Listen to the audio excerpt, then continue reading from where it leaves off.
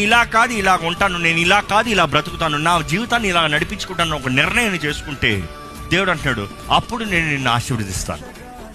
ఈరోజు ఎంతోమంది దేవుడు మిమ్మల్ని ఆశీర్వదించాలని ఆశపడుతున్నారు. దేవుడు మీకు ఒకే ప్రశ్న వేస్తున్నాడు, ఎందుకని ఆశీర్వదించాలి? Why do you want God to bless you? నాకు మంచి ఇల్లు అయ్యా, ఎందుకు? చదువులో పాస్ చేయ్యా, ఎందుకు? మంచి భాగస్వామితో వివాహం అయ్యా, ఎందుకు? మీరు సుఖంగా ఉంటానుక? మీ అంతటా మీరు సుఖంగా నిద్రపోతానుక? మీ అంతటా మీరు ఆనందించుకుంటానుక? స్వార్థముతో దేవుణ్ణి ఏది అడిగినా మనుషుడికి అనుగ్రహించబడదండి. తండ్రి చిత్తంలో ఏం అడుగుతామో అది మాత్రమే అనుగ్రహించబడుతుంది.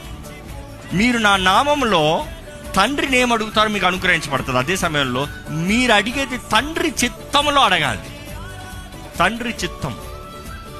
ఈరోజు మనం మన స్వార్థం కొరకు అడిగి పొందుకోలేక దేవుని మీద విశ్వాసాన్ని కోల్పోతున్నాం. లేకపోతే ఎన్నిటిని దేవుని మహిమ కొరకు అడుగుతున్నాం. ఇల్లు అడగొద్దు, వాహనం అడగొద్దు, చదువుల్లో మార్కులు అడగొద్దు అని చెప్పలేదు, కానీ ప్రతిదీ ఆయన నామ మహిమార్థమే ఉండాలి. దేవా, నీ బిడ్డలు ఎలా ఉంటారో నన్ను బట్టి చూడాలయ్యా. నేను సుఖంగా ఉండటం బట్టి మనుషులు నిన్ను మహిమపరచాలి. నీ ద్వారా ఆశీర్వదించబడిన వారు ఎలా ఉన్నారో చూడు.